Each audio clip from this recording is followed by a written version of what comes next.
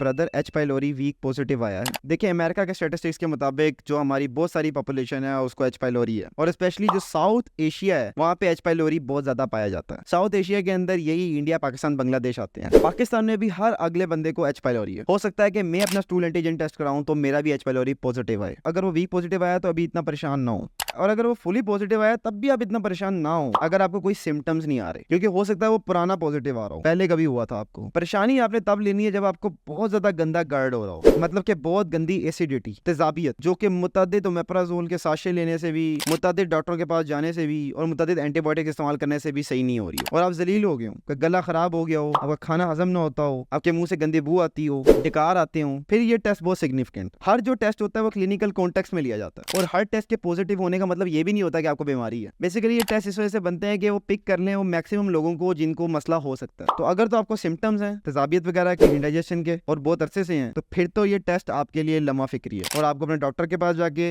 या मेरी अपॉइंटमेंट लेकर दवाइयां स्टार्ट करनी चाहिए। कोर्स होता है 1-2 हफ्ते का। इसके बाद जो नेक्स्ट क्वेश्चन है वो ये है कि